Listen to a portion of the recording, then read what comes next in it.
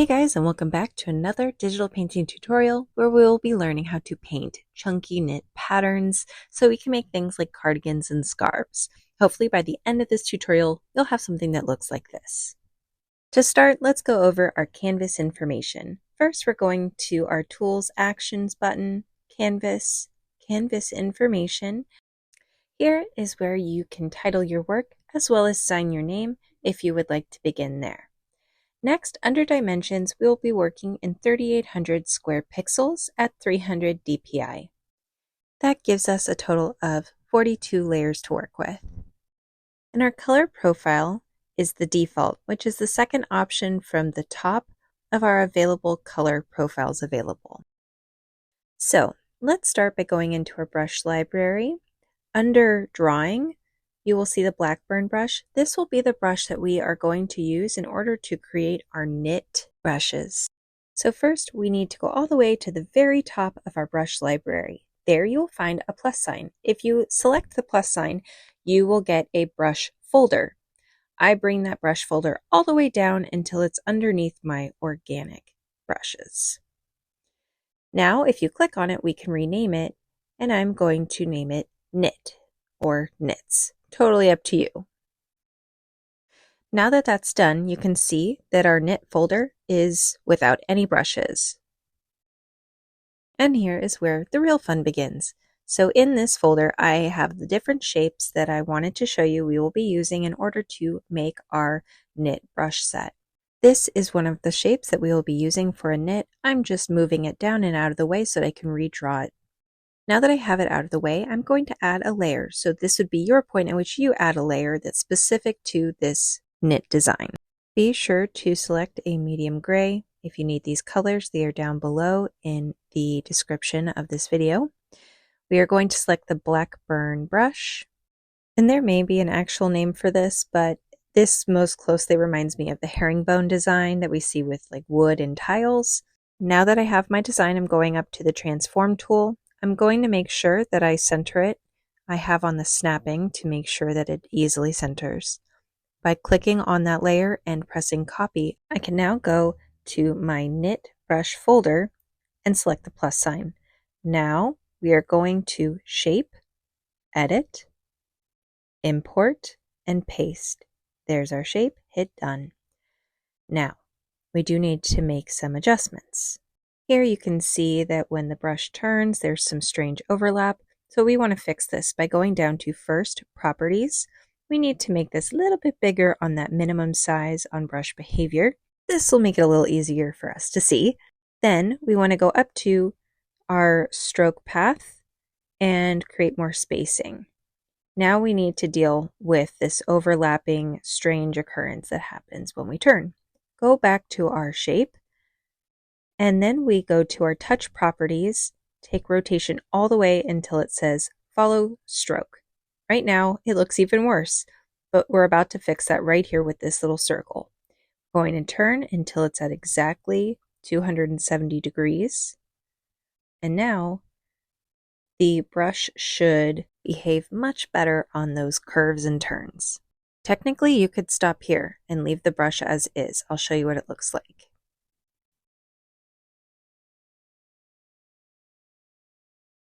All right, so because I want my brush to do a little bit more fun things, I'm going to click on it. I'm going down to the About the brush and already giving it a nice name. We're going to call it 1. I know, super original. We will need to go into Dynamics soon, but I first decide that I want to go up to my grain, and the blend mode that it's on is Multiply. I would like it on Overlay. Now that it's on Overlay, I can now go back to my Dynamics, and now I'm going to adjust the jitter opacity. I would like the opacity to be at 50%, but I wanted to show you what it looks like at max. So this shows you that there will be a good color variation, so I set it to around 50%.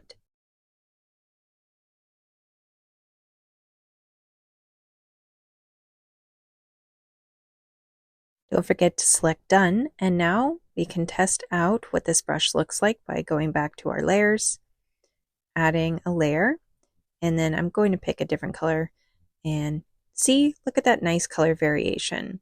So that looks a little bit more natural for what I think like knitted yarn would look like.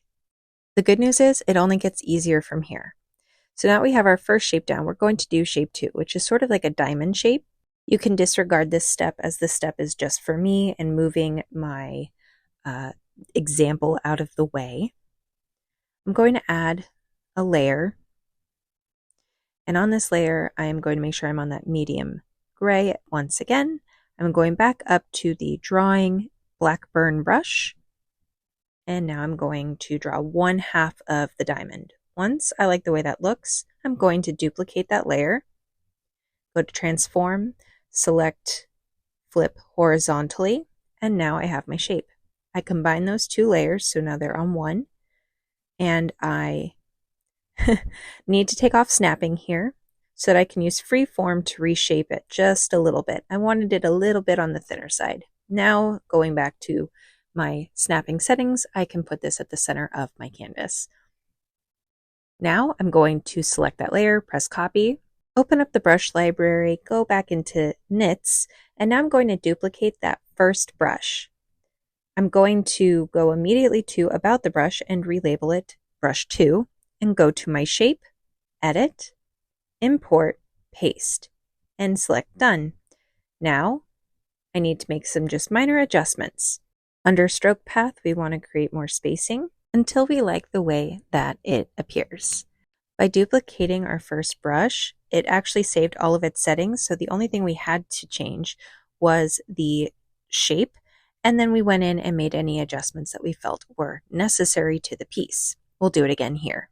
Here is the next piece. Kind of reminds me of a coffee bean. Going back into drawing on a new layer, grabbing that Blackburn brush, and now we are going to make this slight curved line, duplicate it, select the transform tool, flip horizontally and vertically, and now line them up in a way that is aesthetic to you. Combine those layers, and now we want to center, select the layer, copy, go back into our brushes, go down to knit, duplicate the most recent layer, click, label it number 3, perfect, head on up to shape, edit, import, paste, that's our new shape, hit done, and now here's our new brush.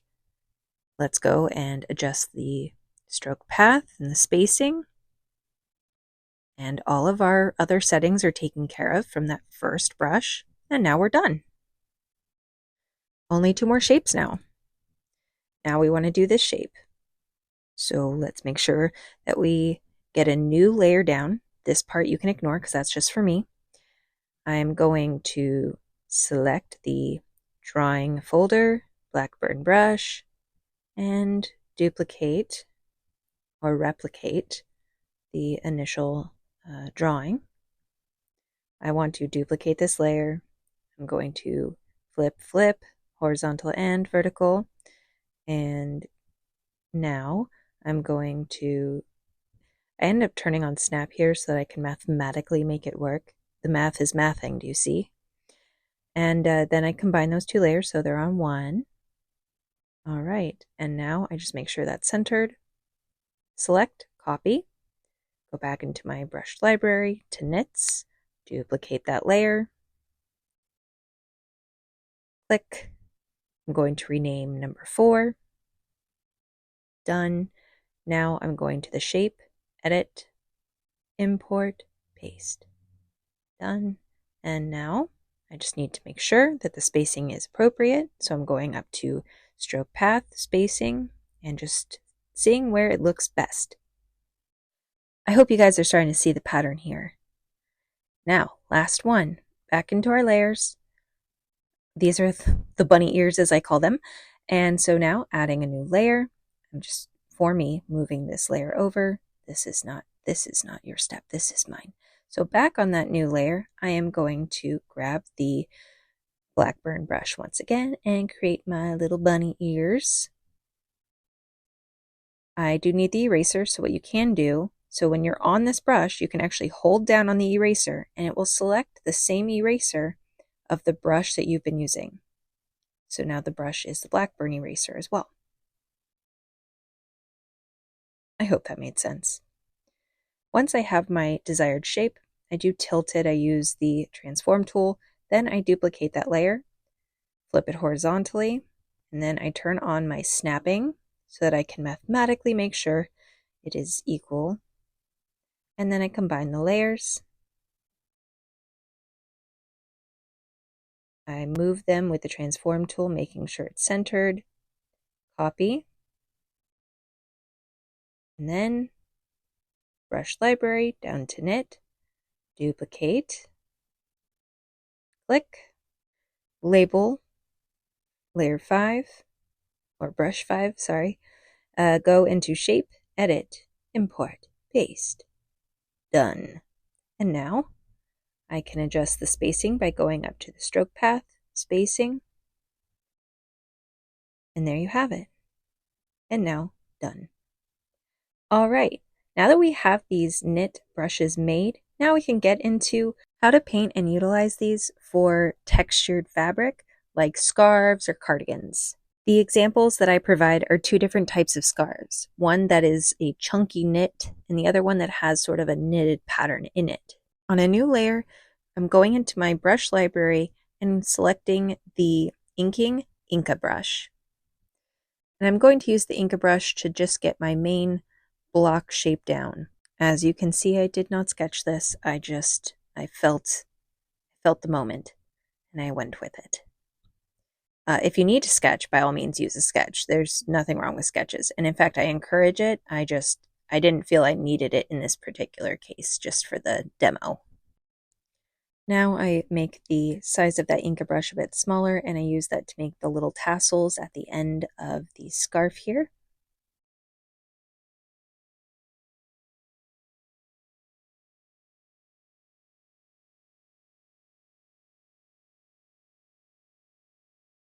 All right, now I have the base color down. I'm going into my layers, and now I'm going to select that medium green. And now I'm going to, on a new layer, make a second scarf with a different shape. The first one had sort of a U-ish shape. This one is more of a rectangle with another little rectangle sort of coming out of it there. And then just a little bit more forward, another rectangle. This one's very rectangular compared to the other one. I don't know if that makes sense, but I try to see everything in shapes if I can. These are not perfect. I do go in and I make sure that I like the way these look before I start painting on top of them. So don't stress too much if you see some color missing on that green one. We go in and fix that later. So now I'm going to start painting this orange, this nice rusty orange chunky knit scarf. Let's add a new layer on top, make that a clipping mask. We are going to select the same orange color as the background, but make this blending mode multiply. Going to our knits, I'm selecting brush 2. And I want to make sure that I take the size down. I did a size 7, but I end up deciding size 5 is more appropriate. And so I'm getting down some of the shapes. And it really does depend on your style, like how much detail you're trying to go for. If you're just doing a suggestion of detail, or if you're trying to do like an illustration or doing realism. The way in which you would approach with these brushes could change depending on the style that you're trying to achieve. It takes me a moment to find my way, so just bear with me. Eventually I will find my way to the brushes. There we go. And I'm going to pick number... which one? 5. So the last shape, the bunny ears. And I'm going to bring that size down to 7, and I'm going to use that right in between the other knit design that we used. And you'll notice that I'm swiping down and then swiping up and then swiping down and then going back and forth like that. And that's because it does in fact change the direction of the pattern. And so I wanted to make sure that there was a direction change. That's a personal preference. You do not have to do that if that's not what you would like for your piece. All right, that was all in the same layer. So now we're going to add a new layer. We're going to make that a clipping mask. Now we're going into our colors. We're going to the lightest of the oranges. We're going to make that a screen blending mode. We're still on the same brush as we were before, and I'm just going over the pre-existing brush strokes, just trying to build up just a little bit of light and shadow. So this is where our light will go. Don't worry, we'll get the shadow in there, I promise.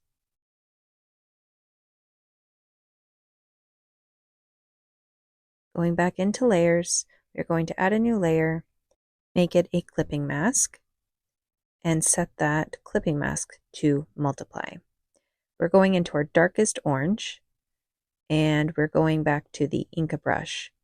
And on this brush, it's going to seem really dark. I promise it gets fixed, but we're starting dark so we can really see where we want shadow to appear on this chunky knit sweater. Nope, not sweater, scarf. And I'm just drawing these dark lines where I think the shadow would be the most prominent. Once I have the majority down, I'm going back in to take the opacity of that down. And now we already have one scarf done. What's nice about these brushes is that you can get a lot of texture done in a very short amount of time. So now let's start on this green scarf, and I'll show you how I would do it differently than I did the chunky orange scarf. First, I'm just cleaning up the edges and really making sure that I like my shape before we start painting on top of it. So I'm just getting my details more refined, making sure there's no holes that are going to bother me in the painting. Now I'm going to add a layer and make that a clipping mask. Next, I'm going to turn that clipping mask to blending mode of multiply, and I'm going to actually start with the shadow first rather than use it as the last layer like we did on the other scarf. This is going to help me define the shape that I want to use going forward. Next, we will be doing smudging using the same brush. So all you got to do is hold down the smudge tool and it will automatically switch the smudge tool to whatever brush we're using for painting. And so there we go. Now we're just lightening up those colors, but making sure that we keep that shadow in there. Drawing in any other areas that I felt like I was missing, and then smudging them once again. All right. Let's add a new layer. We're going to put that on a clipping mask. And now, heading into my colors, I'm going to pick the darkest green, go to my knits, and I'm going to brush 4. And now with the brush 4, we're going to do horizontal lines instead of the vertical lines. Once that's done, head back into layers and put the layer on multiply blending mode. Now erase any lines that overlap. There we go. And now going back into my brushes, I'm going to brush 1, and I'm going to make sure the size is about 5, and I will be doing vertical lines. I do end up correcting the size because I don't like the way that looks. So I make the brush just a tiny bit smaller.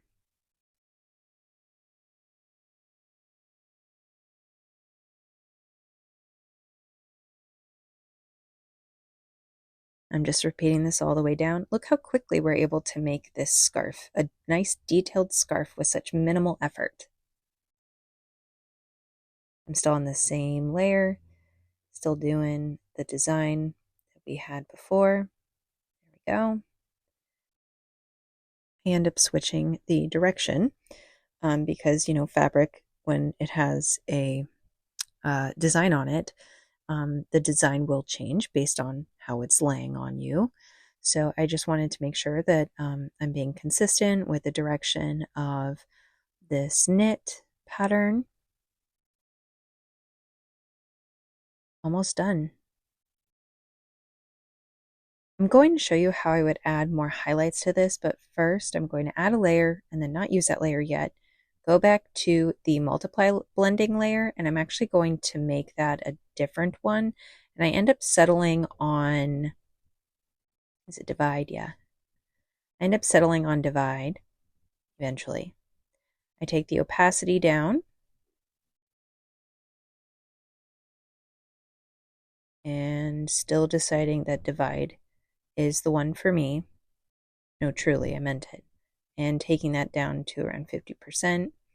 And now I'm going back to this layer that I had added, making it a clipping mask, selecting the lightest green that I have in my palette, going back to my Inca brush. And now I'm just going to draw right on top so I can easily see where I want my highlights to be. They won't stay like this. Just give me a moment, I promise. Now we're going to put a blending mode on.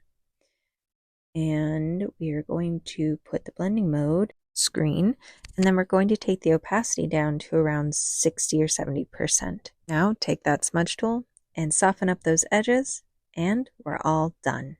Hopefully now you have a set of knit brushes that you can use all fall and winter for your paintings. Thank you so much for sitting through this tutorial with me. I hope that you guys found this helpful. Please don't forget to subscribe if you haven't, like, comment, and engage. It really does help. And I look forward to seeing you at the next tutorial. Okay? Okay, bye.